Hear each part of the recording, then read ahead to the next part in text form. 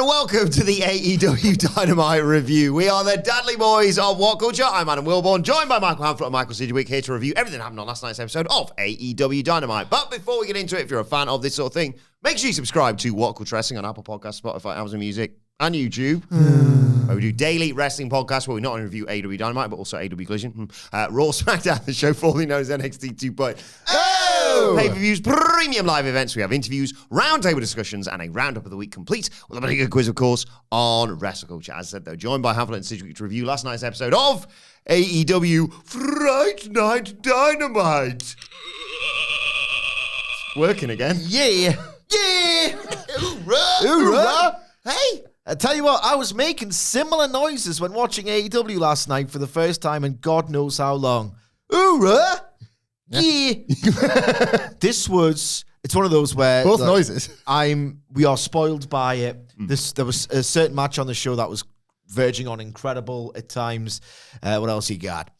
This had entertainment value, really good crowd heat, so a true spark of creativity where I'm thinking, yeah, they're dialed into this. They are locked in. It just felt like everyone in that building, whether they paid for a ticket or put the show on, actually had a really good time.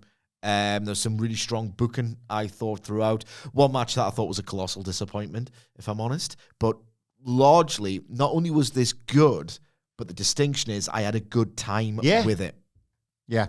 And it, like the sort of energy that transfers through the screen, not just, for example, an energetic crowd for a cold product. This was the type of thing where, because we've seen a show that maybe hasn't been as entertaining on screen, but like there's been a hotter crowd and you're like, like they were into it. I didn't really feel much for it. This was like a nice combination of the two. Like Sid said it there, like the real sort of sense of like flair and thought and all that. Like it's like you could let laugh and gas in the buildings and make the crowd nice and noisy, but it's like they actually let it in the like creative meetings beforehand as well. It's like, can we do this? And then they've put like the idea on top of the idea rather than just going with that's fine, that's done, move on to the next thing. They've actually bounced it around. The old ideas ball. Yeah. They've bounced it around a bit. And so how can we actually improve upon that? How's that? There was a few cases of it on the show. How can we get this funnier? How can this be sharper? How can this be neater? I don't know if this is reflective of any. It doesn't feel like any kind of turnaround or return to like the peak of where we were at in the summer or anything like that. But as a one-night experience, like the best Dynamite in ages as a viewing experience. It's weird. We normally start with like a 10-minute tirade on this show. Let's dive straight into it. I didn't want to say one thing. Okay. We won't reveal what it was yet, but you know when like you get sort of like goofed up on something that you like and it's your escape, it's fun. Like me and Nicholas, our very talented and handsome producer, want to drink Modelo's. Having watched a certain film, one battle after another, it's incredible. Go and watch it. Or like you just, if The Rock does something good, or you just want to come into the office the next day and quote it or whatever. Me and Hamflett did that earlier about something on this Dynamite. Oh yeah, and I think I know what it is. But we just want to like do impressions of stuff and just, we did that. And no messing about. Excalibur sending us straight to the ring. No rundown of the show, so they're listening, Sidge. And we get the match. Just let the graphics team do it. Honestly, your Sidge 41 from yesterday is stuck with me. It's killed that theme forever. That's the thing, though. You know what I'm like? I will do it a different style every time, even if I don't mean to. That ain't never coming back. I'll listen to the real one. Like, what would The Rock do? He's gun knifed it. So just absolutely gun knifed that theme. It's so not rousing. It's like maudlin and fast. Yeah. So I kind of get half why it was selected as a wrestling theme for a show. My God, it's Ugh. But we kick off with a trick or treat.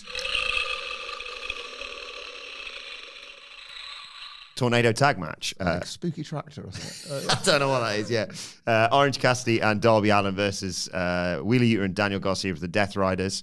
Danielson very happy that it's tornado tag, so Yuta can get punched in the face at any moment. I'll skip the initial back and forth. Lazy. Because I want to get straight to them spilling outside and you are going to get a weapon, Sidge. Oh my God. This put me in such a good mood, right? Wheeler Yuta kind of rules. And people have been like bonding with that character in his place in the Death Riders for quite some time. And they finally cast him not as this sort of precocious young technician who is the heir to Danielson's throne, because it's way too optimistic a push, but they've instead realized he's a little bastard. And people have enjoyed Wheeler Yuta, little bastard, for quite some time now. This might be my favorite Wheeler Yuta, little bastard performance since they've really embraced that side of his personality and that essence that he kind of has. So they're having this match just before that. I know it doesn't most plunder matches, but Darby Allin just like... The tope. Yeah, it's before this. Chair, yeah. So he's like, Wheeler Yuta, tornado attack, let's get the toys out. He's looking under the ring. Look what I can find. And then he goes under the ring. And I know every heel does this now. Was it Roderick Strong, of all people, who did the best version ever, when he went to every side of the ring 4 times? Oh, yeah. When he kept like, it's not, it must be the next one. It must be the next one. I still can't find it. It must be under this one. Oh, well, never mind, because it's got to be under the 4th one. That's not anywhere. I'm not doing that. So Wheeler is doing the whole, I'm going to get the table out because I know you people love tables, to the point where there could be a fish tank with actual piranhas in it, and you'd still chant for tables. What we do, and there's cooler weapons. Yeah. And then the table is one of the best weapons, if not the best, but you're going to get that anyway. So Wheeler is looking under the ring. He's like, I'm trying to find something. And he goes under, he's motioning to retrieve the table, and pulls out the bird flip. I found this Why did that? I found this I found it so funny. Like, I feel like we've acknowledged Wheeler Yuta for the last, like, sort of 2 or 3 months. Has been on this little run. The one for me, the stick out, like, point for him was in Philadelphia when he stayed in the ring to cut the promo. When he thinks like, no, actually, I'm not done it. Like, just because we've cut a break, I used to set rings up in this city, you bitches. Like, and like, they kind of like, like a brawl has gone backstage, but he's like stuck around for it. I think like the secret sauce genuinely has been like Daniel Garcia joining and the character now feeling the need to like act out more. Yeah. Like, I know Daniel Garcia did trying to assert his place in the hierarchy. Yeah, like Garcia did a good bit of banter himself in this one, but for the most part, he's been the most stoic version of himself, as if to impress John Moxley. And John Moxley's like, he's kind of the new cool thing, and Wheeler's like, what? Like, and it, like, but he's completely overdoing it. It's like the spoiled, like, older kid thing, like the younger brother's like taking up all the attention. Dad, watch this. Yeah, but it's baby facing him because you're starting to love hating him, and like I'm talking to you here, Wilbourn. You're starting to love hating him rather than just like go away. Yeah, That's he's in that sweet spot again. I found this. So yeah, he does that and then gets nailed in the back with a chair by Darby Allin, who puts him on the chair and does that insane tope to him. Oh my God. Garcia, meanwhile, tries to send Orange Cassidy into the barricade. Cassidy clears it, dared Garcia to come fight him in the crowd, goes to put his hands in his pocket, and again, Yuta just blindsides him. They all fight in the crowd. Garcia does the meme, doesn't he? Does the meme. And as all this is happening, as they're fighting in the crowd, Darby Allin flies in from somewhere with a coffin drop. We go to break. When we come back, Orange Cassidy tornado DDTs Wheeler Yuta, but gets guillotine choked by Garcia. Yuta splashes Cassidy through a table. Darby Allin grabs the skateboard, rolls it to Garcia. He's like, go on, have a free shot. And as he bends down to pick it up, code red from Darby Allin. Yuta breaks it up. He goes up top to hit the coffin drop, and Yuta breaks that up with a tree of woe and a boot to the cock. Cassidy goes up, makes a save, rakes the back. Darby Allin powers up into a low blow. Cassidy comes off the top with a DDT. Allin hits a coffin drop, but Garcia just breaks the count. Orange punch to Garcia on the apron. Yuta gets caught with soul food. Cassidy hits a dive on Garcia through a table, and Darby Allin puts the Scorpion Deathlock on Wheeler Yuta, who has no choice but to tap out. This was class. Yeah. This was class. It somehow felt like a plunder match that I wasn't bored of before it began. And I think the tone was crucial to this. There was lashings of personality in this match. Like lashings of it, to the point where I was just enthralled by every facial expression, every bit of like heel work, And then you got that mania of a Darby match, of a tornado match with that sort of mini balcony dive, coffin drop, if you like. Everything was like arranged perfectly. It didn't ever drag. It didn't feel like the Death Riders mercifully were trying to be too hard. They were just kind of hanging on. Well, these baby faces are class. Oh dear. Like punchy, lean, brevity to it. Right opener. It wasn't so grabby in its violence and its wild stunts that it felt excessive in any way. Like almost perfect for a TV opener for this stip that didn't have to go that violent, because it's not like Darby versus Moxley. It's only really Hayter and Garcia. Like I thought this was a tremendous amount of fun.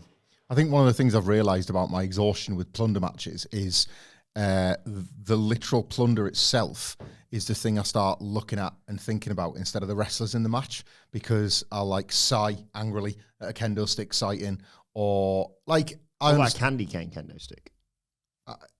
Very occasionally gimmicked weapons are my cup of tea. But like even a table, whilst I understand the live crowd energy and how even when you watch it on TV, seeing a table live is gold. It's the best, isn't it? It's the best. But again, it's yet another one of those things that can annoy you because of the familiarity of it and all that kind of thing. Like I've stopped looking at the wrestlers in those matches, and it's contributed to like plunder match exhaustion. No, this wasn't like by the letter of the law plunder match. It was more just a match going all over the building. But I never once really thought about the weapons they were using so much as it was the wrestlers themselves. Like I felt like this was, again, another sort of common complaint addressed. This was absolutely like to the letter Darby Allin and Orange Cassidy wrestling Wheeler Yuta and Daniel Garcia. And like considering that a lot of this is in set up to a bigger stable war match that we're going to talk about, like more power to them, because as a match to build a match, this was these four men. It's the first time, like the complaint in the last month has been like kind of a simultaneous complaint with Orange Cassidy and Eddie Kingston. What you wouldn't give now for Kingston to have a night like Orange Cassidy just had, because it doesn't take much for somebody to feel back, does it? Like this immediately felt like this night felt like it was addressing so many of my complaints with Orange Cassidy. Like there he is. Yeah. What have you been farting around with this character that means so much to so many? Like, and in one night the fans are desperate to just root for something that means anything. It's a reminder that you can get it, like actually do it, but you can get it back with Kingston when you're showing something that means anything. And my one complaint with the match was kind of answered later, because I was a bit like, this is the trick or treat match. This is the, you've got the bats on the screen and what have you, but like, nearly Halloween, that's what we're doing with like costumes and stuff. And then what are we doing with costumes and stuff? Completely answered later. But before that, we see Hook arriving. He says, I'm obviously the underdog, and it is Samoa Joe. I think that I don't want to win tonight. And then we got to Renee Paquette backstage with Don Callis, hyping up the family summit later. And then he bumps into the Young Bucks. And he's Steve McLaren versus Steve Bruce then. The underdog versus the safe pair of hands. How's the bacon, you see? How's the epic bacon, did you say? One more. Sorry. We're done now. Don Callis says to the Bucks, criminal what this company's done to you. Maybe why don't you join the family? I'm like, I think you've got enough, mate. But he says, think about what I could do for you. And he's like, I've hooked this entrance up for you. And they walk out. They walk past the guys in costumes, I should mention, including the Marshmallow Man, Stay Puft Marshmallow Man. They head to the ring. And Don Callis does one of his bonkers intros. Oh my God. I love how this is deft, because the gimmick... Sorry, talk first. But yeah, he calls him the greatest of all time, former friends of that rat bastard Kenny Omega, and then the production guy presses the Kevin Nash pyro button. They're like, bloody hell! And they're pretty pleased with what he's done for them. I thought this is quite an incredible bit of creative business, this. Like, the gimmick has been... I'm sure if you track it from the Dynamite after All in Texas, right? I think they're going for like that Hangman Page lower third graphic gimmick where have they had a single entrance that's been exactly the same, the Young Bucks? No. They've always found a different way to adjust it based on the varying misfortunes of the characters, right? When they bullied the London tech guy and he misunderstood, so they gave him Mbop. Yeah. Like, play our old music. Yeah. You got it, sir. Yeah. So they've had, I'm fairly certain, an entirely different entrance for all of, July, August, September, and now October. Really impressive. Not all of them have been hilarious. I can't remember all of them, but like the jobber entrance and the dramatic irony of like they don't know that it just says the template of name, social media, whatever. Is that when they were in the ring? Yeah. So either in the ring jobber entrance, bop, like I think they had 1 week where they got their old one back or whatever. And Max and Jeremy Buck. the Max and Jeremy Buck. Like they've had some poppers, and it's been different every single time. Now this one, it was in plain sight when Don Callis, he's been trying to recruit them for a while, have been on the margins of the family for a while.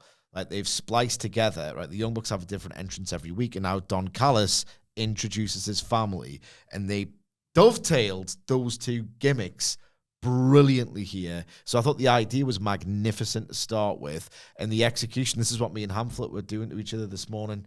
Well, that rat bastard Kenny Omega. Like he's not going to waste an opportunity despite what he's doing. Just stick one in the ring. Emphasis on Callis here, and the Young Bucks were kind of like, Jesus. We're not his like biggest fan anymore. Was that a bit much or not? Like they communicated all of this with their faces. And former friends of that rat bastard Kenny Omega. As I was popping my tits off for the first 20 minutes of the show. If you're Don Callis trying to recruit the Young Bucks, and you have to what is at the front of Don Callis' mind are like the best attributes of the Young Bucks to join the family? There's this, and they're the former friends of that rat bastard Kenny Omega. To him, that's probably like the second or third best thing about them. Yeah. They're not, isn't it? Yeah. The Pretty good tag team. Yeah. Like the whole like gimmick of the ring entrance is that it's meant to get a wrestler over and capture them before they even get into the ring. Like, look at how big they are. Look at where they're from. Like Vince would do this more than most promoters, but look where they come from. Parts unknown. Like all of these details matter. And I love how, as Hamflett says, the detail that matters most to Don Callis. And they no longer fraternize with that rat bastard Kenny Omega. Like that had to be stated. It's important. Has he just created the moment that actually makes their true babyface turn mean something? Because that felt so like Kenny Omega bumping into them on the ramp at Wrestle Dream was not it, was it? You know, help him. You're not like screaming. Come on, the Elite. Yeah. Come back after all these days.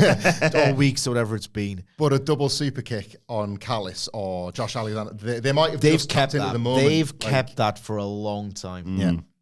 Yeah. So it was, the Bucks versus FTR versus Jet Speed versus Jurassic Express to determine the number one contenders for Brodido. This match, had one of the funniest bumps I've seen in forever in it. Like forever. I'm struggling to narrow down which one you're just alluding the to. physical comedy effect of it was just enormously entertaining. I think I know which one it is. So initially, all the teams get involved, and there's a bit with the good guy teams basically have a bit of a stare down, and then they all jump them. And Luchasaurus roars in. He wants a double chokeslam on FTR, but FTR and the Young Bucks obviously are now, in terms of their relationship. Hey! You all right? Well, for the time being. Bucks save them with a double super kick.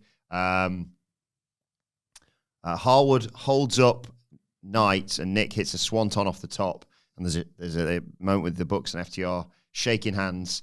Perry comes in with a double Hurricane Rana on FTR.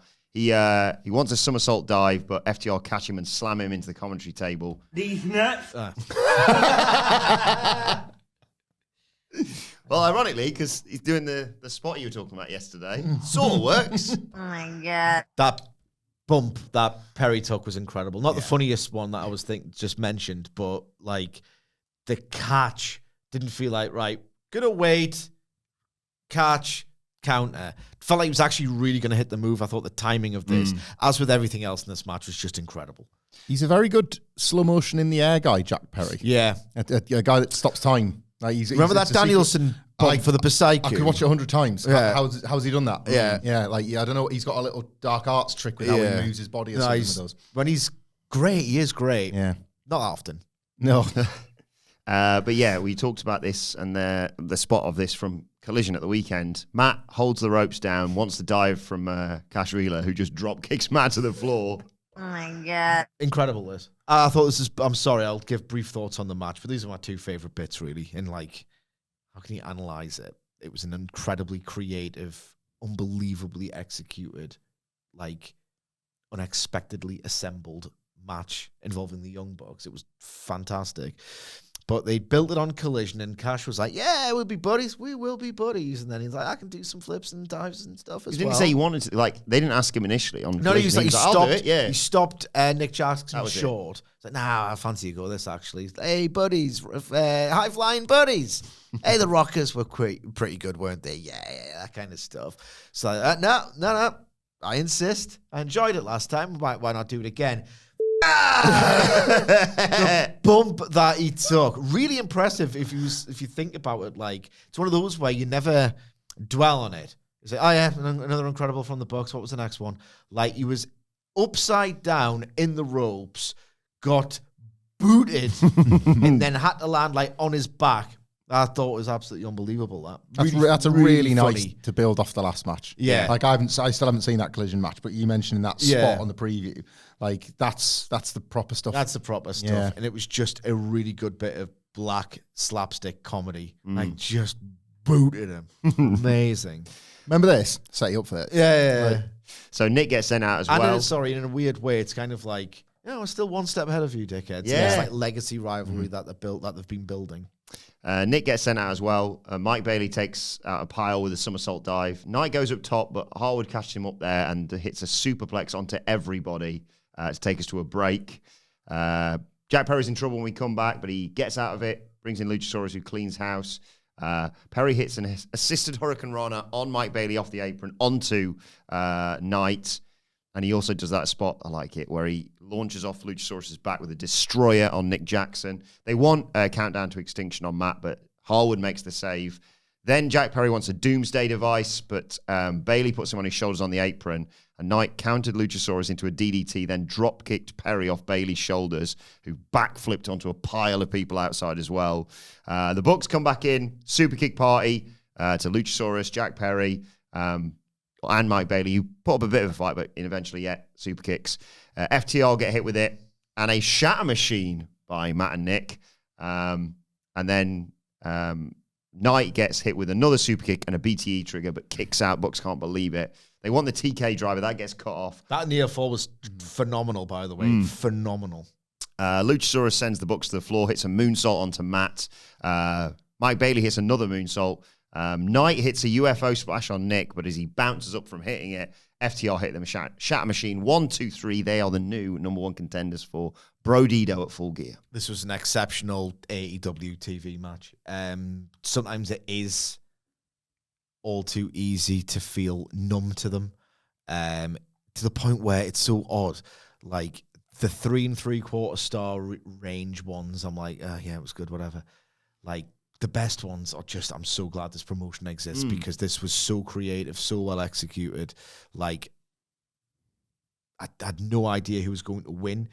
This tag division on this evidence is in unbelievable health.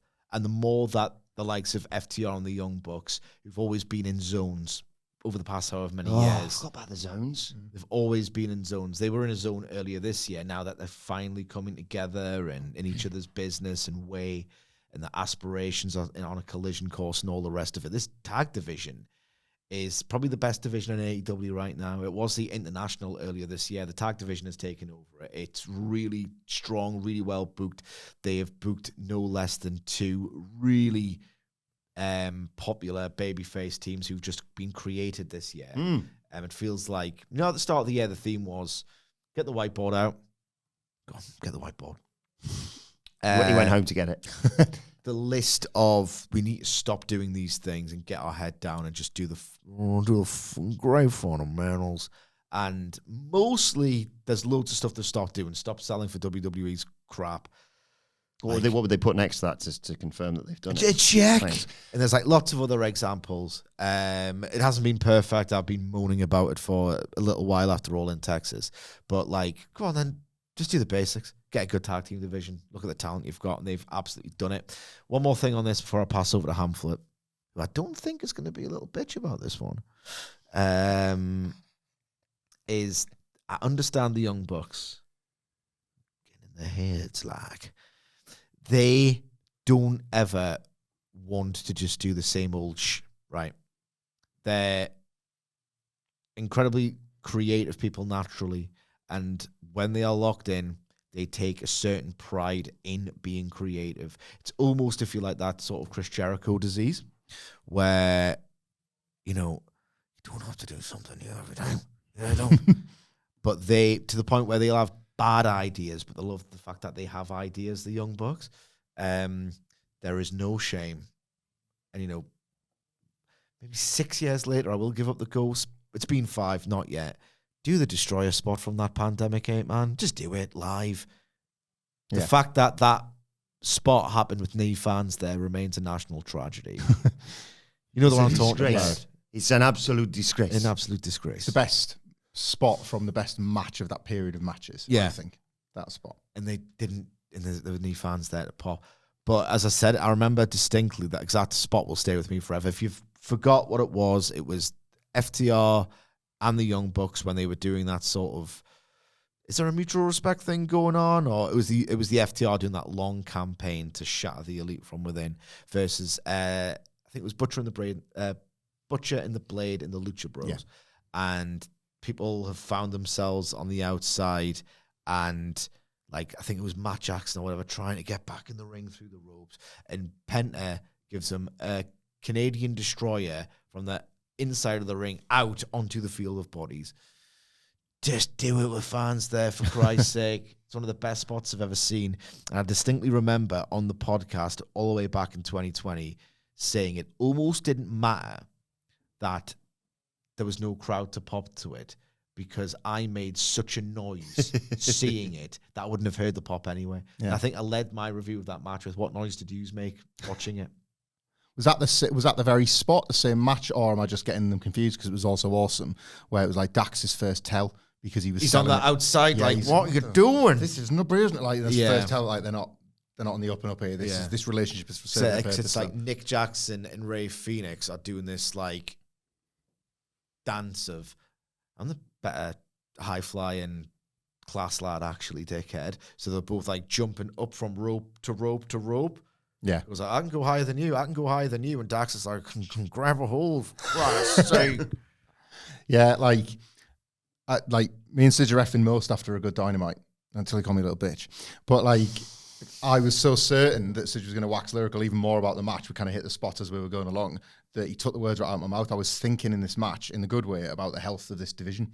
Like, we haven't really talked a lot about AEW's success stories post All In. Maybe that's because there's not been many, or maybe sometimes you ignore them because you're looking at the stuff that isn't working. It's natural. The tag team division is like an unqualified success story in the second half of this year. And what I loved about this, it's kind of like this was sort of the best way to illustrate it, this match, because like zooming out of it a bit, I think you need to credit the push, like the rise and then push of Brodido, this committed. Yeah, we married a long time ago. Where did you come from? Where did you go? Where did you come from, Brodido?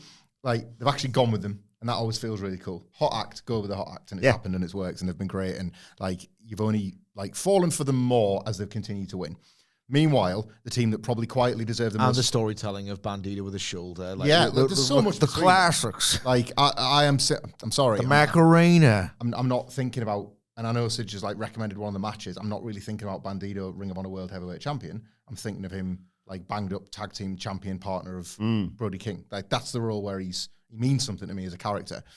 I think the low key, I'm going to say it's like the architects of this like rebirth of the division, Jet Speed. Like, quietly, like they've gone about the business like of just being the safe bets in this tag division, while the Young Bucks and FTR were in those zones, as Sidge points out. So like Jet Speed being part of all of this is really cool because they're not necessarily, they don't win many matches. They lost when it came to like the Hurt Syndicate but they've been there all the time. Like, both of them have had really great years.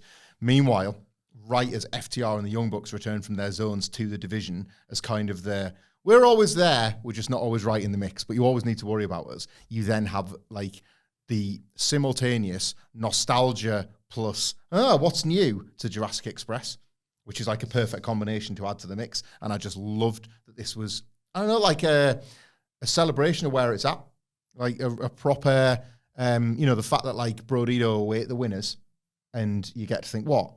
One of these against them. That's that you want to buy the pay-per-view for that. They've reached a point where they are once again selling you a tag team title match, really selling you it because you want to see it and you want to see if any 4 of these could actually beat the tag team champions and win the belts. And I don't know. It needed this match to make that clear for me, just how impressive a job they've done, because it did, for like the longest time, it did feel like the tag division was in the bin a little bit. And that's a big red mark against AEW for how, promised tag at launch. Yeah. Like for how you actively really enjoyed this match. Loved it. Yeah, it was Loved great, it. man. I like where everybody's at. Yeah. Like the difference between this and 6 of them, Jesus, from the summer is where all the teams are at in the trajectory. We see a video package of Hangman's comments from Collision. You either die a hero, live long enough to see yourself become the villain. I was furious, but as was pointed out, it's Johnny Gargano chat there. It's absolute Tommaso Ciampa banter. Is that why you mentioned it the other day? You were just sat at your desk and you went, wrestlers just nick stuff from films, didn't they? Oh, they all do. Was it that? Was it that they inspired that? I didn't know Hangman had said that. No. Okay. No, but someone pointed out they were doing the DC crossover, weren't they? Oh, of course, yeah. So I'll permit it. And Hangman, you're better than that, was what I felt when I first heard it. But then it was brought to my attention, they've done the DC crossover. Let's not reference superhero films. Wrestling's lame enough with all this wholesome, It needs to pull itself away from that world a bit. It does, yeah. I want to see some danger, God damn it. He said he was going to find Joe and ruin his entire life, which we'll get to that. Then it was time for the Don Callis Family Summit. Sat in the ring was Kazuchika Okada, Cole Fletcher, Rocky Romero, El Clon, Lance Archer, Josh Alexander, Mark Davis, and Hechicero. Good mask, innit? Hechiceros. Rocky Romero gets the mic and says, "Who is the Don Callis family?" They're the most dominant and largest faction in wrestling. Don't you ever make that comparison ever again. Don't you ever breathe Rocky Romero in the same breath as 1997 Pills Shawn Michaels. Ever. Do you understand me? Sorry.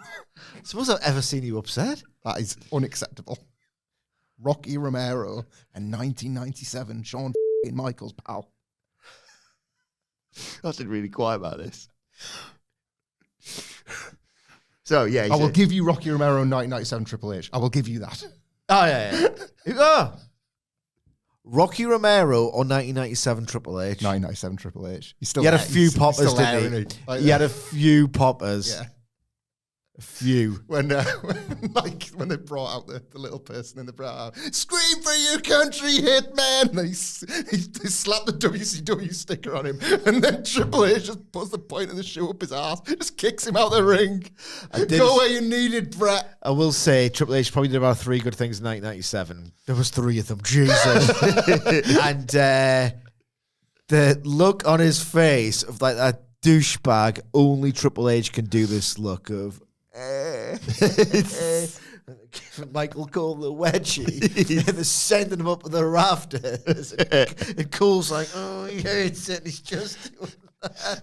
Both Sean and Hunter's faces behind the spit mask when they put the wipers on. Wait a minute. And they put the wipers on. Okay, go, Slaughter. They know they've like stumbled upon like unbelievable prop comedy. Yeah. Good. Anyway, the Don Callis family, the most dominant and largest faction in wrestling today.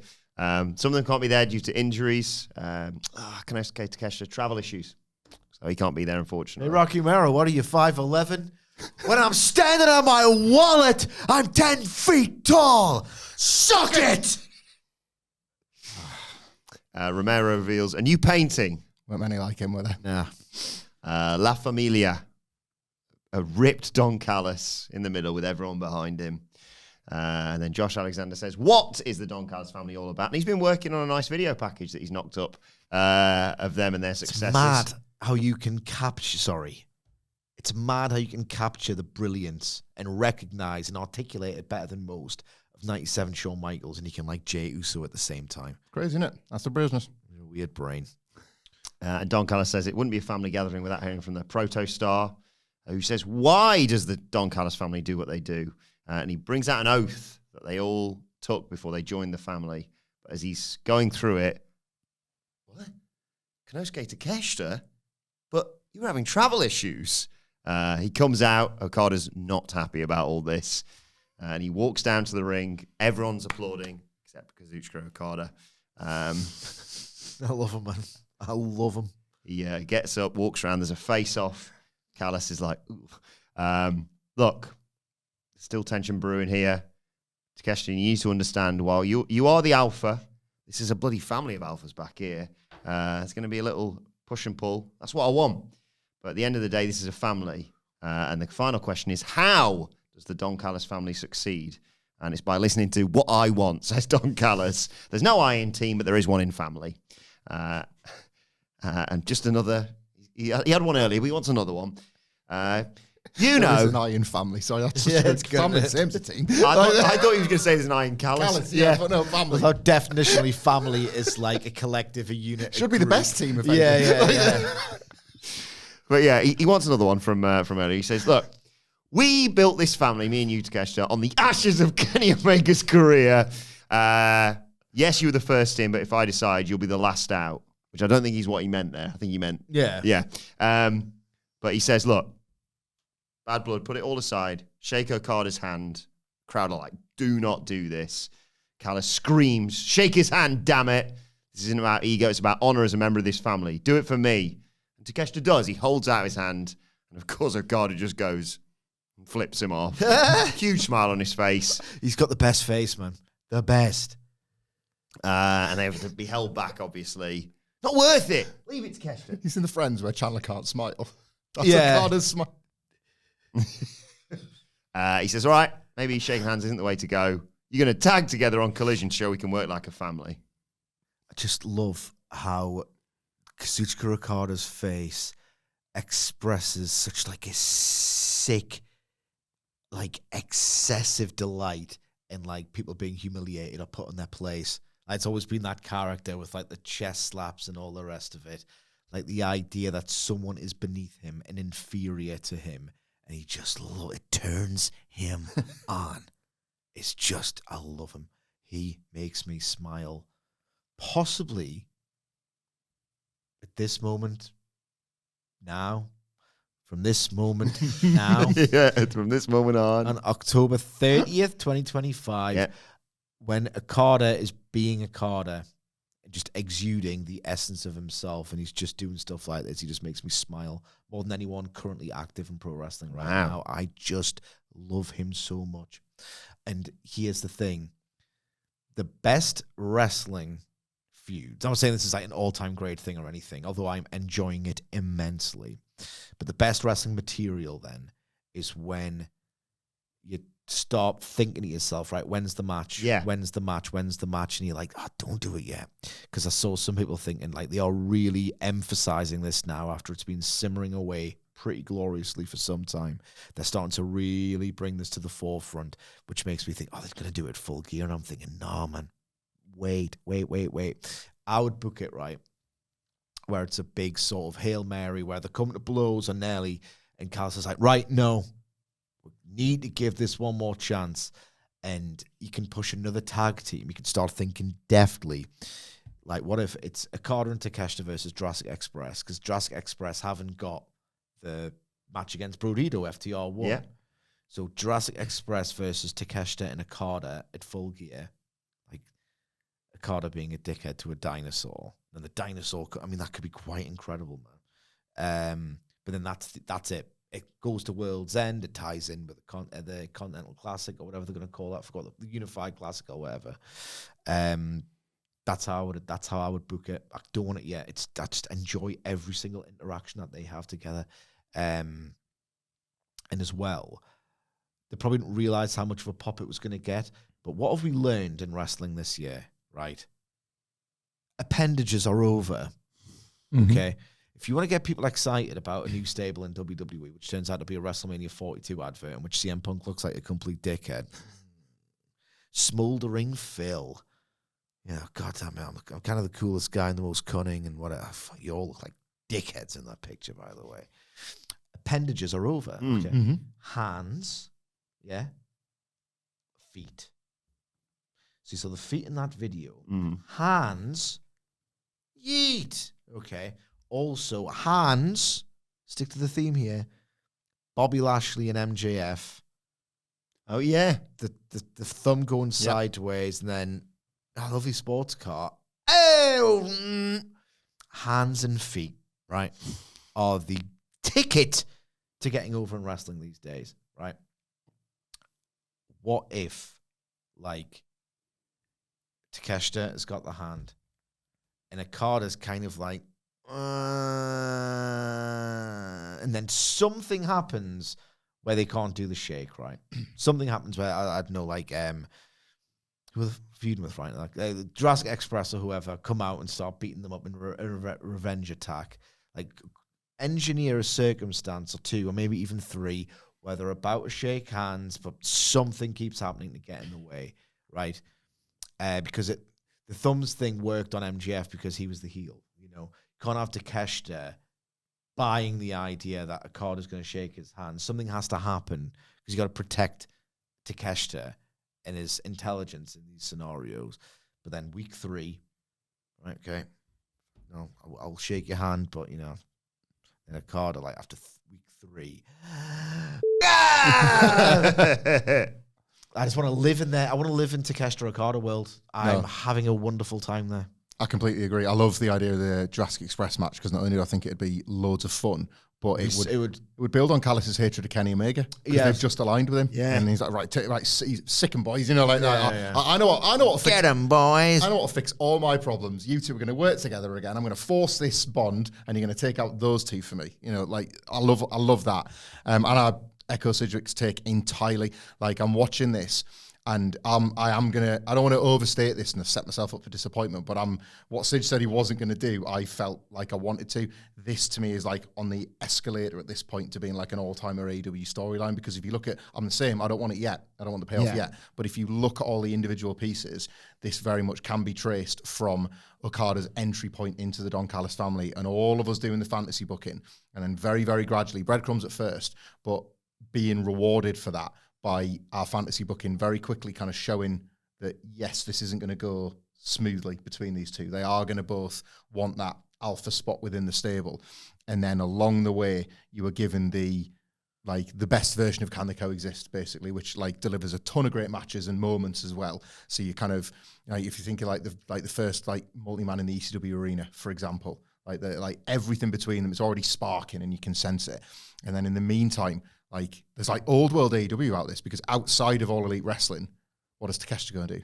He goes and wins the G1 and the IWGP World Heavyweight title. Yeah. So he's living Okada's old life and he's doing it better. And there's the facts. And like we were saying, like Takeshita's had a good year, not a great one. But in the facts. People think he's had a great year, though, because we only watched the 2 promotions. This is true. Yeah. So I'm telling you now. And in Wilbourn's facts and stats world, he's the IWGP. Must be having a good year, mate. He's the IWGP champion who won the G1 first try, or second try. So, like, you know, he's. I've stopped trying with the G1, so I don't know. I think it's the second one. So he's backing it up. You know, he's backing it up over there, and he's doing what Okada can theoretically no longer do. He's a middle finger, lazy guy now. Could he really go like Takeshita used to? So there's like loads and loads of foundationally great stuff, and now you're seeing the payoffs. Like I think it was quite bold to do this and not go for like this stable stuff.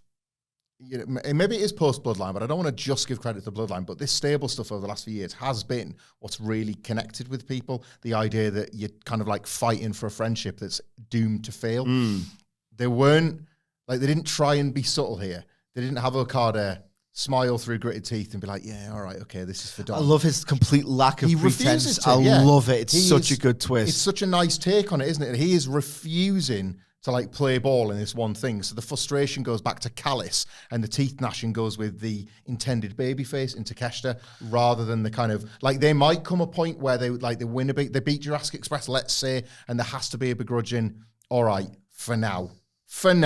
But he didn't do it here. And this was like, in the traditional sense, this would be the best time to do it. So Callis could be like, yes, everything's perfect. My master plan, Okada won't do it. I love it. What a Yes, like he won't. He's the best. Yeah, I love him. He's prepared to spoil the party. Yeah, because of that. And it's like, that's such a nice take on this story that we've become quite familiar with over the last few years. Okada's absolutely phenomenal right now.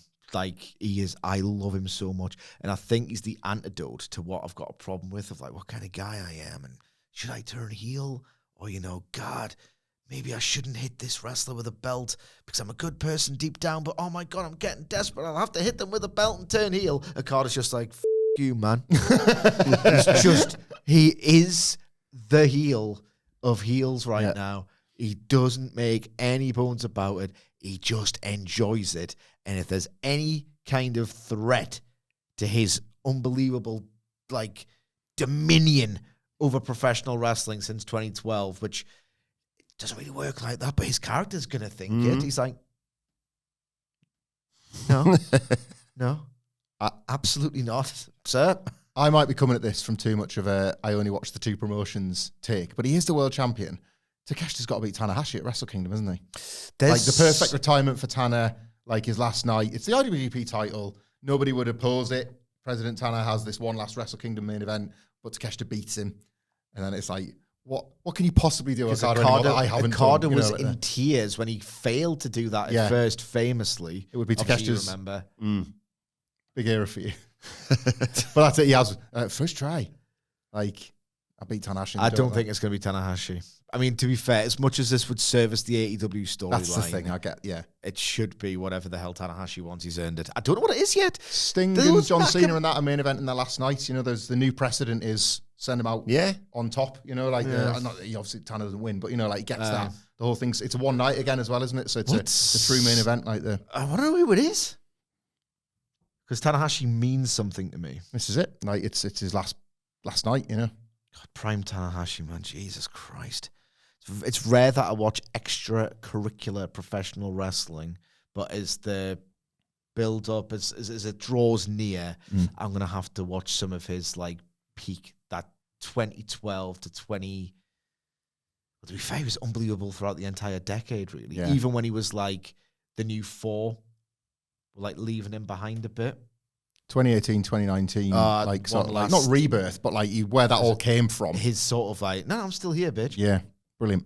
When he was just when he no-sold, I hate the phrase, that weaving crepe, that murder boy, but you know what I mean when I say it, Kota Ibushi, and Tanahashi was just walking through that storm. Oh, God, the guy was a magician, a magician. The little losing streaks he were going at the start of those G1 tournaments to fool you into thinking this is the year he's finally done. It's 6 wins in a row. What? I was worked. Yeah, I was proper as an adult. He's the best.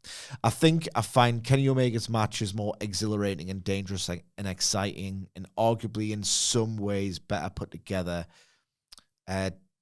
Danielson, in terms of the pure ability to oh my God, well he's out of this match now. He's going to lose to. Oh, he's back and he's going to win. In terms of the sheer magic of that, bare bones, what was pro wrestling about? Tanahashi might be the best worker. It's funny you use that manipulative worker ever. That specific example as well, because one of the biggest pops in the building at Forbidden Door was when he threatened to climb the cage, and was it Ospreay saying, "No, I'll do it. I'll get them." And he's like, "Oh, I'm good." With those knees, and everybody was like, you could feel the cast. Tanner climbing the cage. Tanner, I'm gonna have to start watching more Tanner. Even post peak Tanner, the Moxley match at Forbidden Door, the first one, when he's in that hold for minutes and please, you were just getting into it. You would just get he's lost. Be one of the best ever. That won't have helped Punk's mental state in the summer, losing that match, will it? A lot of things pissed him off while he was off work. Yeah. That'll have been one of them. We get a video package following all this on Mercedes versus Olympia, which is going down on Collision on Saturday. And then Renee's backstage with Statlander, who says Mercedes is upset and embarrassed about what happened last week with the cake stuff. But she'll be there to see Mercedes' match on Collision. Also, she knows she's there tonight. So got anything to say? Say it to my face! I'm the one with the title. I'm the one person with the title you don't have. The one with the title that you haven't won yet, basically. Yeah. Correction from last week. My apologies. It is just world title. It's not title for title. Yes. And then we got Mox versus Kyle O'Reilly. Rematch, obviously, from last week with the disqualification. Mox offers O'Reilly a free shot to start to try and sucker him in for the double leg, but O'Reilly knows what he's trying. Nearly gets an armbar. O'Reilly gets sent to the outside with a backdrop, and we take a break. When we come back, Mox hits a pile driver and gets two, goes for a crossface, but that gets broken up. O'Reilly fights back, sets up an ankle lock. Moxley steps through, and O'Reilly just stomps on his Achilles. Lowers the boom. Mox kicks out. But a triangle choke has Mox in even more trouble. But Mox gets out of it, hits a rebound lariat. The Death Rider gets countered into another ankle lock. Tease of a tap out here, strong tease. Moxley goes to the outside, though, or gets sent there, and is taken out with a dive and a dragon screw leg whip into the barricade. He wants the Death Rider attempt onto a chair. That gets counted into a guillotine, and then they are both counted out by referee Aubrey. Crowd chant BS. Rini Shafir just goes in the ring and levels her with her forearm. Do you want me to keep going, or do you want me to stop there? Stop here.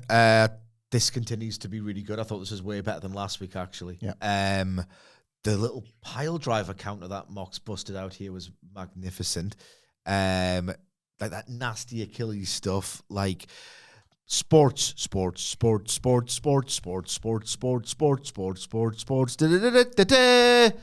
bogey team, a bogey opponent. Like, who's Sunderland's? Who isn't? The entire 2010s. I don't know who it is anymore. It used to be Everton. We had a terrible time against Everton. Some hammerings along the way as well. Like, not just getting beat 1-0. You'd go there. You'd dread Goodison Park. Right, it's a minimum of 3. You know, they're just going to absolutely dominate you. I would dread it. Historically, our bogey team, which if you're not a big... if you're a non-sports numbnuts... can you make it? We'll bust that out. I used to love that little thing that if you're a non-sports numbnuts... Historically, it was Southampton when we were flying under King Kev. Oh, the Latisse goals. Uh-huh. Yeah, he always had one in his locker. Long way to go as well. What's that? Down the Dell. Yeah. When we were flying under King Kev and like had really challenging, making Man United work for it. Those titles ultimately is what we did. Like, we were a much better team than Southampton, but they just seemed to do us every single time, particularly down there. It was, oh God, Southampton again. And equally, nowadays, it's Brighton.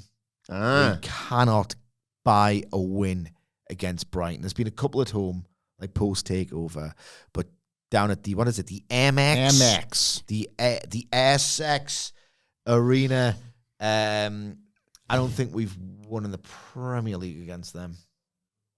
It was a draw last season, but we just can't buy a win down there. Battle of the Birds. Who's Chesterfield?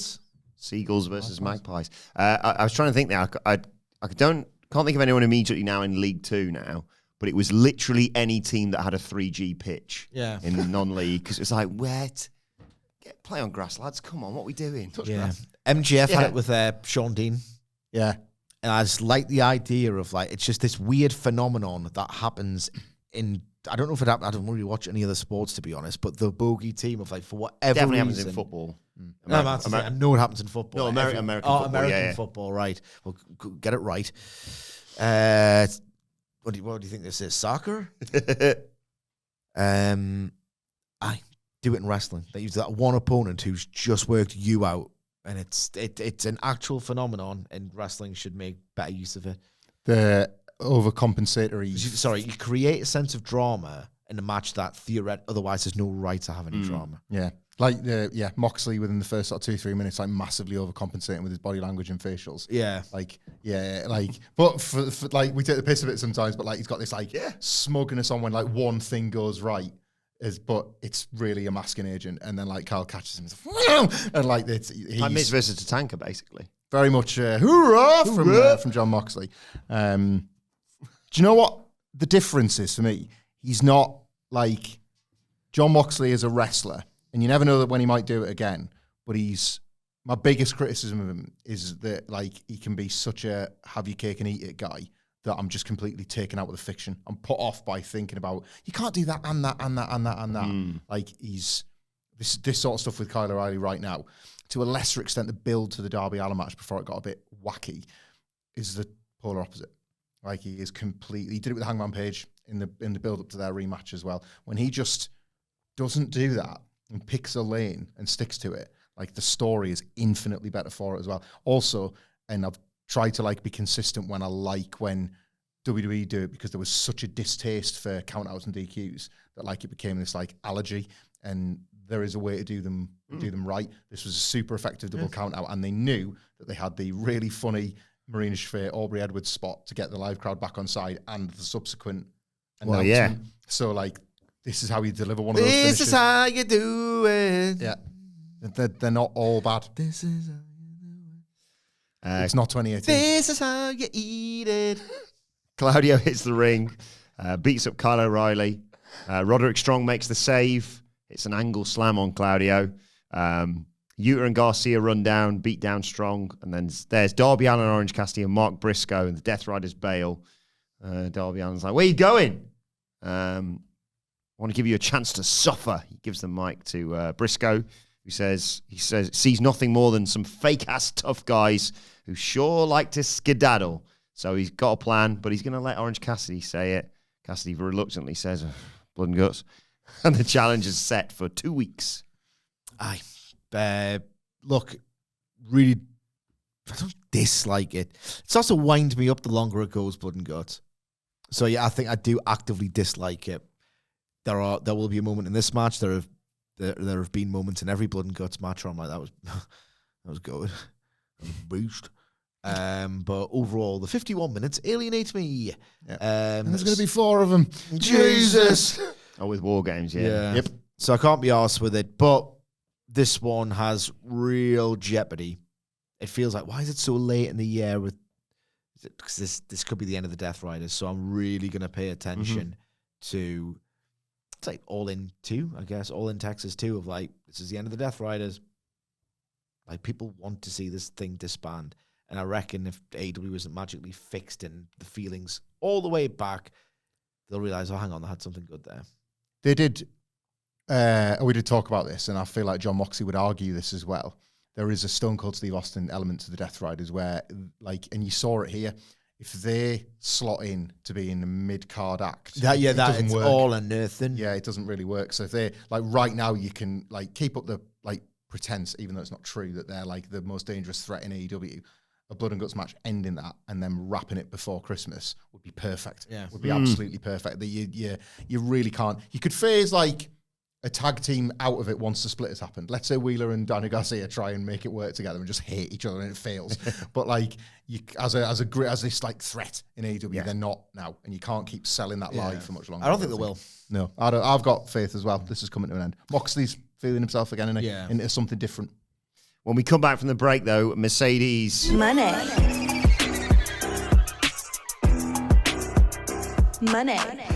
In front of the Stay Puft Marshmallow Man is beating down Kris Statlander. She chucks her out into the arena.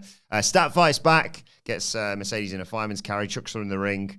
But as Moné's backing off, Statlander is jumped by Athena from behind. Chucks Stat into the ring. There's a backstabber into an O-face. I'm ruled so hard. That was great, wasn't it? I need to see that in the tournament final or something. Oh my God. And Moné puts her in the statement maker whilst Athena just talks trash. Willow runs down, though, with Holly Cameron. They're obviously going to face Mercedes and Athena next week in the tag title tournament. And Cameron checks on Statlander whilst Willow stares down their opponents. Big time, this. Big time. Yeah, the proper stuff for like I say, the division that needs to feel like that. As coming out the back of this tournament, like star stuff. I'm really glad that this happened because I think it was a bad night otherwise for these women's tag titles. Oh, yeah. We get a nice video package on Bandido. It was lovely, this. Yeah, I really like that. That's what I've been asking for. Asked and answered. He's going to defend the title against Mascara Dorada, the ROH title. This is, of course, not the tag titles. And then we get one women's match on this show.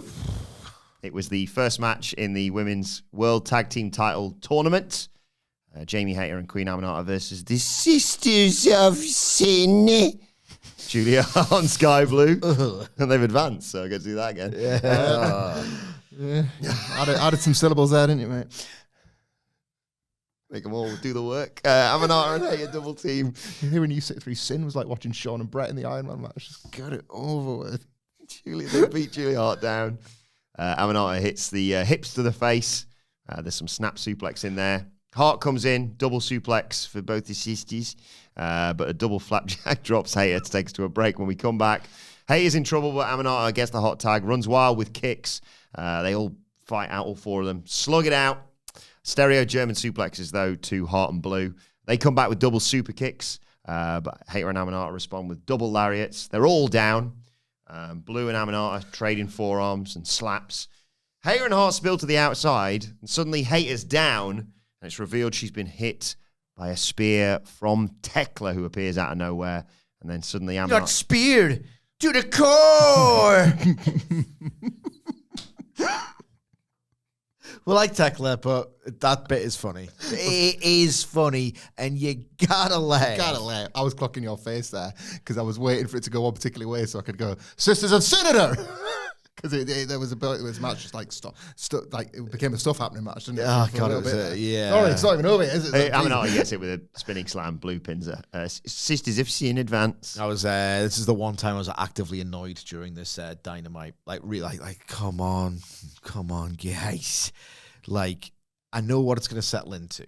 Okay, it's going to settle into, just the women, but there's four of them. Jesus, instead of two. Okay. The pretense of caring, but it's the first, like, women's tag match that counts towards an actual goal, okay? Do you want to have it main event? Do you want to have it open the show? Or do you want to have it in the same place? The same place where it always is, Like, this is just a bit of a piss take, and truthfully, the performance didn't warrant much of a spotlight. Like, it was a stuff happening match. It wasn't particularly heated. I wouldn't have chosen those winners. And this is my least favorite part of the goddamn job, otherwise a dream job.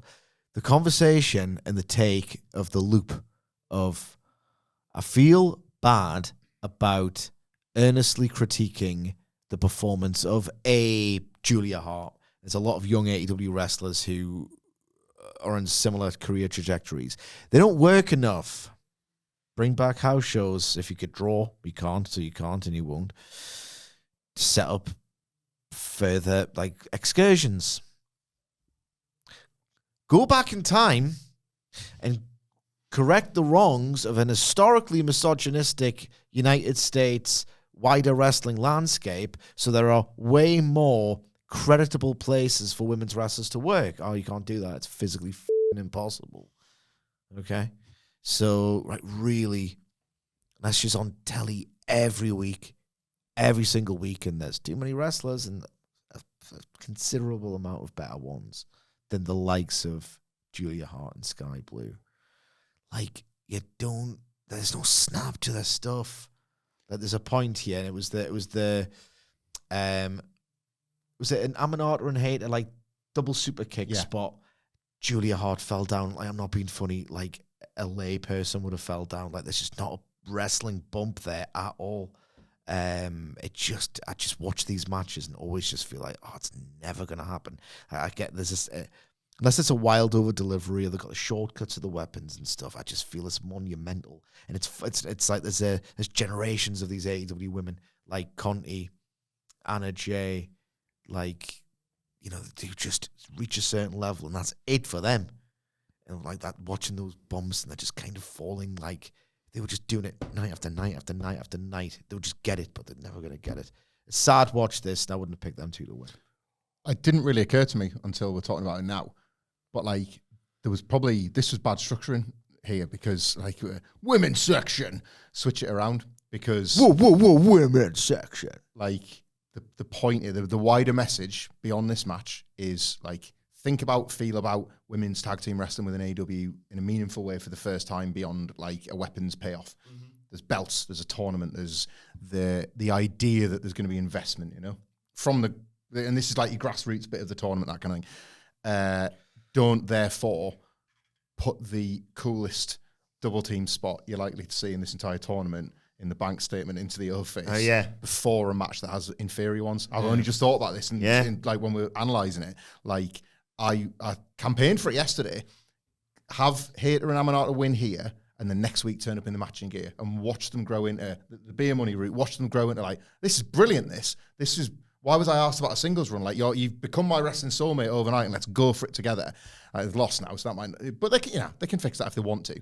But this was sort of the opposite because the double teams, they didn't whiff anything, but it didn't have any snaps to it whatsoever. And you've got like this kick-ass, like powerplex double finisher from like two massive star champions. And then it's like, well, here come 4 losers no matter who wins. Yeah. It was like it was a mistake because if you'd swapped that around, you'd be like, well, the tournament's heating up, but then look at who the winners might have to deal with down the line. You know, just a little thing, and you don't know. It's a benefit of hindsight, won that one, but it did. Like there was nothing in this match that had the sting of that stat attack. But that was the only women's match on this show. Before we get to the name of the game, we have to get to the aim of the game. We do. The aim of the game is to identify to the hour, minute, and second the first time you hear the first note for the first entrance theme for the first woman, or in this case, women, to come out for the only women's match on Dynamite. Come on, lads, 2025. If we can nail it to the hour, minute, and second, we can italicize, put in bold, and underscore.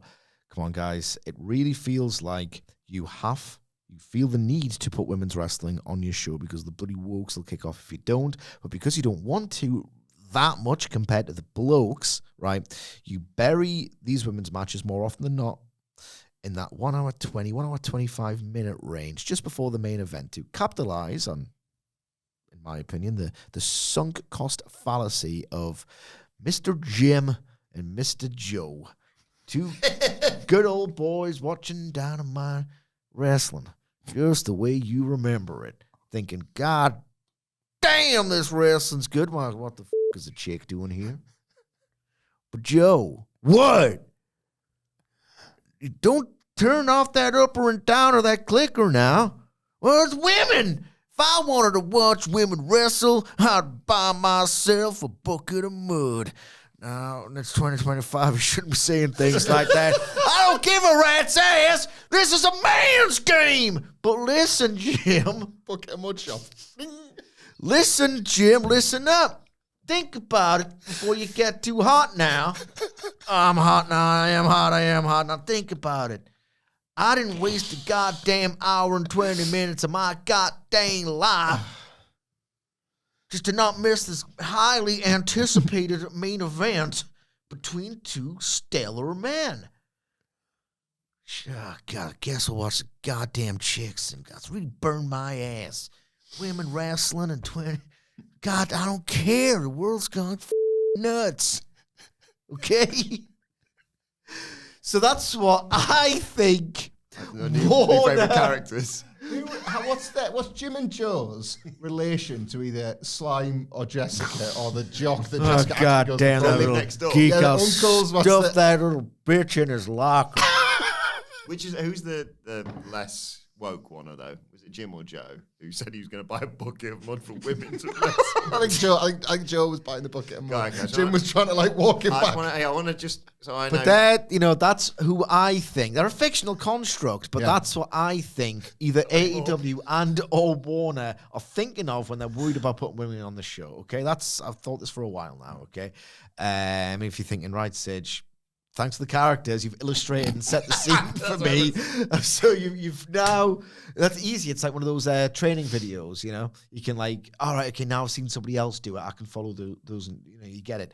But simplify it further by jingleizing it, Sitch. Sure can, okay? Don't worry, guys. Jingleize the cynical thought process. Don't worry, guys. When the women come out to play... that main event thing too far away. It's the aim of the game. And the name of the game is, well, this is ladies' night, and I'm thinking, oh, what a night. Why won't Jessica go to prom with me, Uncle Joe? Chicks ain't worth the slam. Let's go get a bucket of mud. She says, no, we'll tip it over her head. That's the problem. Let's not say she's saying no stuff. It's my bit. And what's the horror That's film? going into weird territory. It goes on his head. Oh, I got the bucket of mud. We're not going to even entertain the idea of them saying no to anything. And it's Carrie, but instead of blood, it's mud. Yeah. And it goes on Slime's head. Yeah. That's what's happened at prom. Yeah.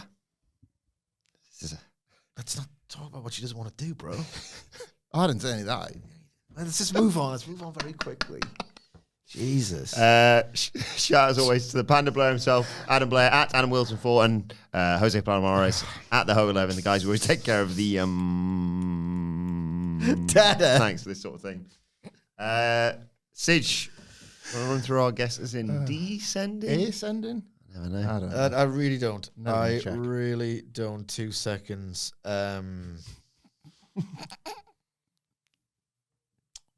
Bucket and mud shops really got me as well. We keep getting lucky. Thank God for You're rest. investing all your money that you've made in fresh fruit and veg. Green goo. Time to reinvest. Bucket of mud. In- Two for one. In descending order, Michael Hamflett, 1 hour, 5 minutes, and 0 seconds. Adam Wilbourn. 1, 2, 3, 4, 5. And me, what a silly little bastard, thinking it was going to be in the main event. 1 hour, 38 minutes, and 11 seconds. I knew better deep down. I knew. We're gonna have to like come up with, I don't know, like the Lou Bega rule or something like that. Do you know what I mean? Because we're heading to Squash City Jones here with We're gonna have what to is landlock effective- him. with what is effectively a bit. But it's an indictment of Yeah, AEW. it We is, can just it stick is, to this yeah. for a year. Yeah, And yeah. I'm now on 9 for the year compared to you two on 5 each. That humbles AEW, not us. That Yeah. humiliates That's AEW. on you two. not Oh, us. does that? Yeah. We'll do 4-4 and 4-6 next week. Yeah. Oh, come on, guys. You're Lou better than Bega that. protocol. I'm not better than that. and evidently nor is AEW. Go ahead. Well, we're on it, because we talked about like the sneaky bastards. If they and like it is a bit of an asked and answered because like, oof, 2 on a show, that's a lot. But if this is headed where I feel like it's headed, and they collision ass the first ever women's Blood and Guts. Oh, yeah, you said this earlier. Not good enough. Awful vibes, like when they're doing a big announcement. Like, because if you think about it, it was teased on Collision, and the men's one was as good as announced on a Dynamite. That's not a great sign, is it? Like they could flip it.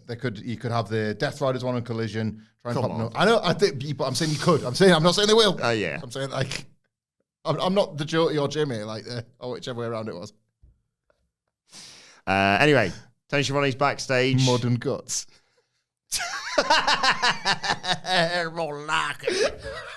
Now that'll work. Yeah. Saturday. All right.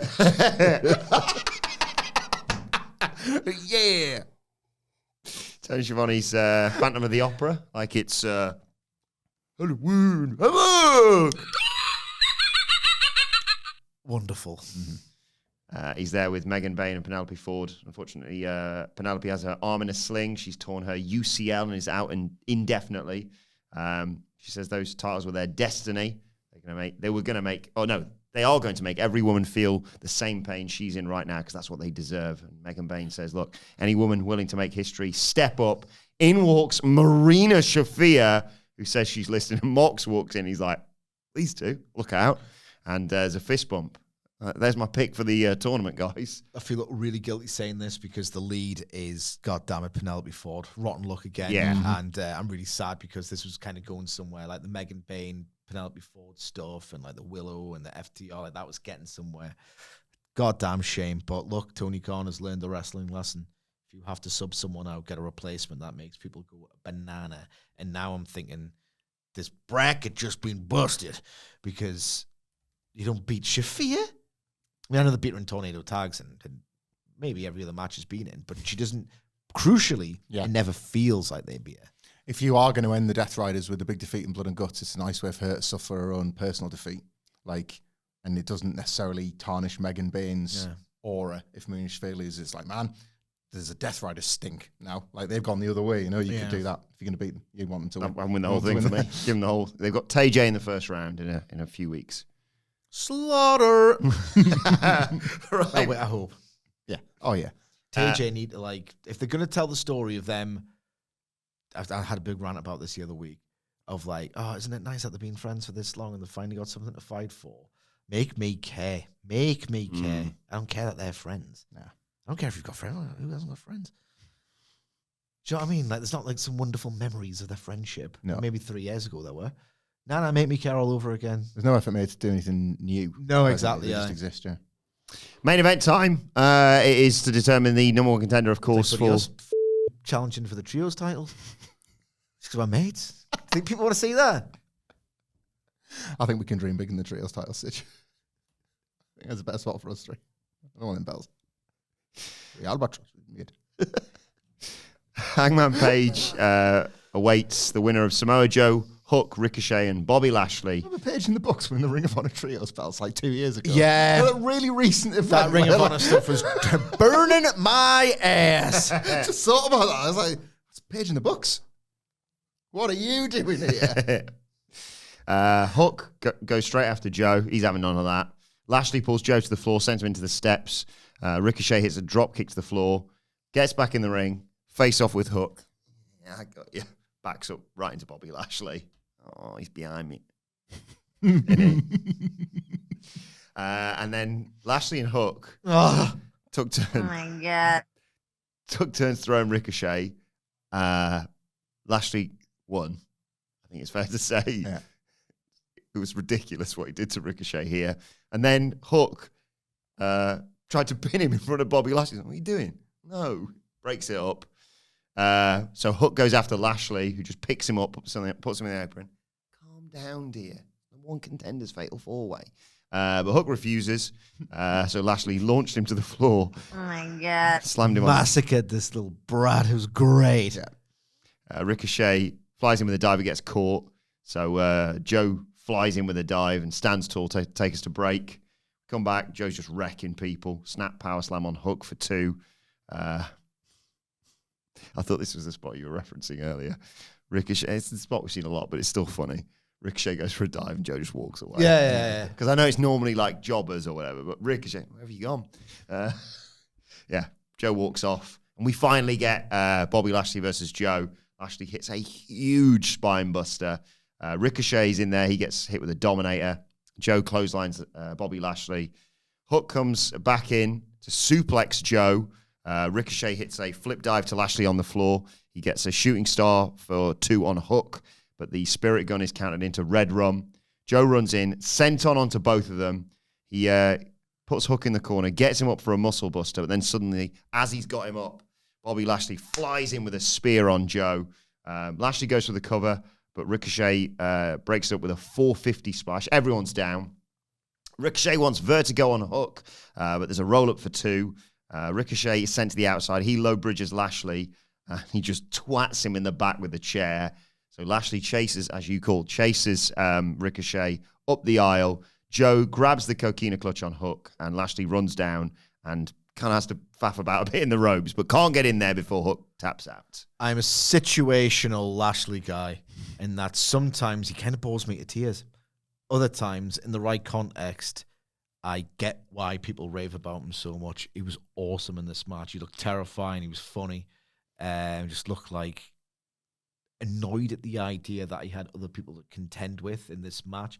Like, he's always been class of multi-mans as Bobby Lashley. It's one of the things that he excels at. Just his, like, sometimes he's weird. Like, he's got like, let's face it. Don't hurt me. Sacrilege corner. He's got a rubbish spear. Yeah. Rubbish. He just looks like The roll-through kills it.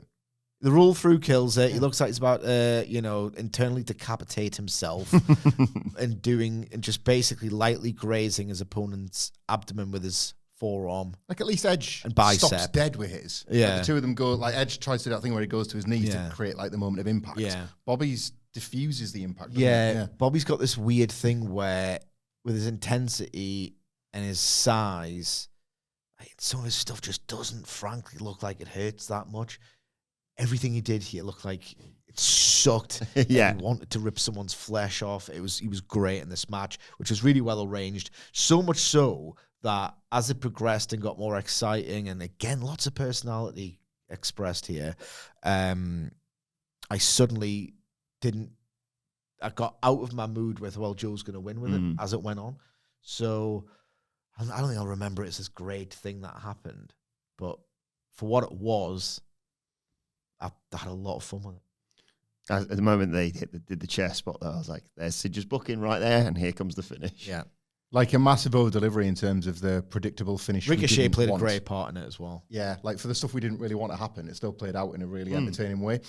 I watched a match yesterday because it was posted in full on X, and it was a Halloween Havoc 1995 match between Randy Savage and the Zodiac, Brutus Beefcake, in Dungeon of Doom makeup.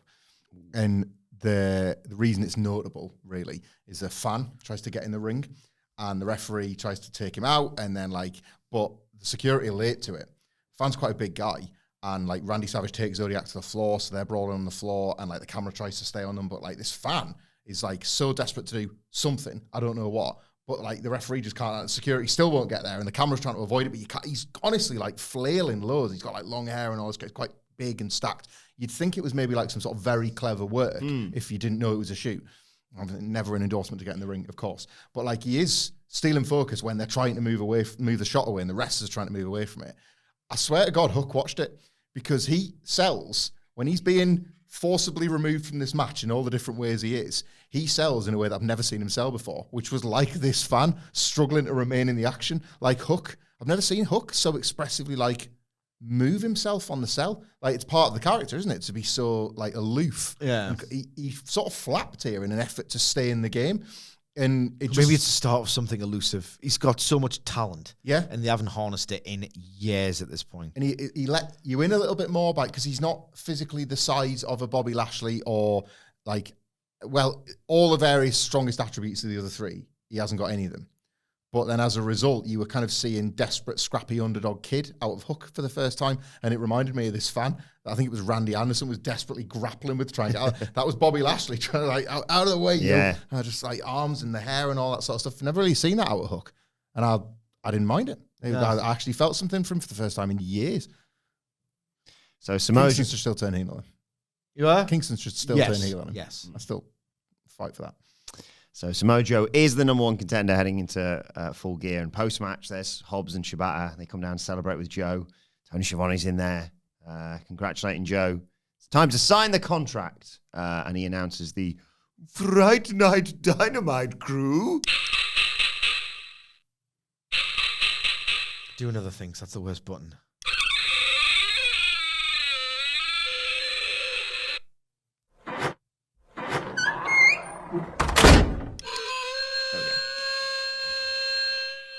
And we all know the Fright Night Dynamite crew, obviously. Stay Puft, Marshmallow Man, Cow, Chicken, Giant Piece of Meat, and a Bull.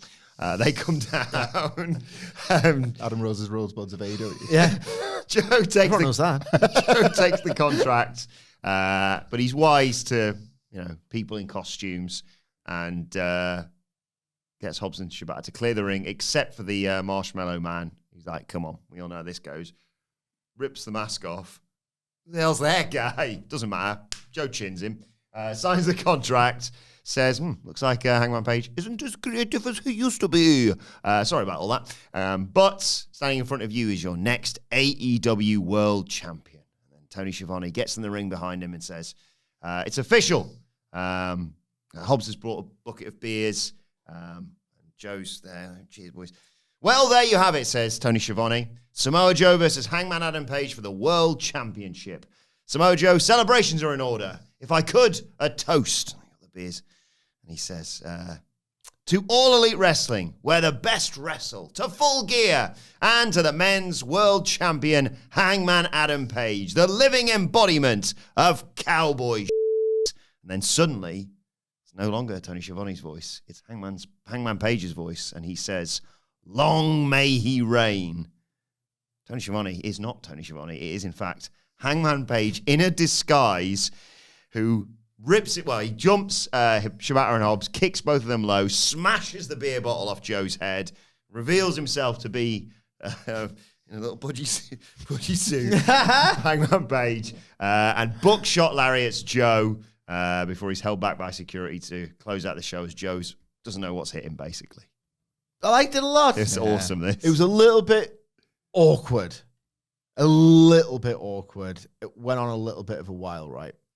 My take on universe breaking stuff, which this did, because unless you had like an AI voice box, which I guess is possible now, like it's one of those where bet you don't think about it, and it's Fright Night Dynamite. You're allowed a tiny little bit of elasticity with like the rules that AEW should at all times, in my opinion, adhere to.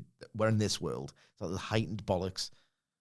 Or heightened, like what you like NXT. You've behaved yourself on this podcast. I enjoyed the show, yeah. Thank you. I believe in you. So I'm going to respond in kind. Thank you. Respect, man. Respect. Respect. Respect. 3 for me. 2 for you. Respect, man. Respect. The heightened like what you like is a very funny way. That show that you like that I despise. Like the heightened like what you like of NXT is a good way to describe respect, that. man. Respect. Yeah. Like you have to, on this night of all nights, All Hallows Eve, you have to kind of go with it. Yeah. And almost funnier in that, hang on, this makes no sense because Shivani Impartial is basically doing this for Hangman. And the more you think about it, the more it unravels. But that's kind of the point. It's like the pitcher of beer thing. Everybody gets one. If you take the piss out of me on a weekly basis, I'll just feel numb to your stuff and won't care. But if you do something really charming that doesn't make no sense, but it's charming because of it, go on then. I'll let you have one. We had the same thought, though, immediately after this, didn't we? Oh, Joe's got to wreck Tony Schiavone for the Heat next week. Yeah. Like, for being in on it. Like, they just say it out loud. Like, Hangman had a word and Schiavone was like, actually, yeah, all right, I'll do that.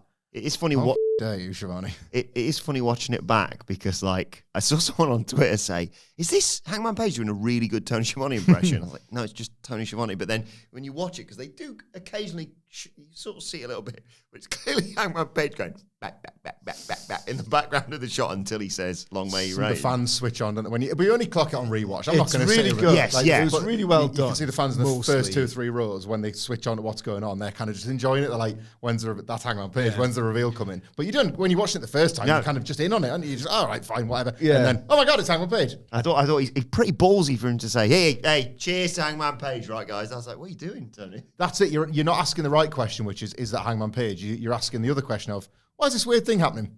Why are we toasting at beers and went to the full game? It was a good bit of They never misdirection. announced- They never announced made about, and now for the Wrestle Dream main event toast.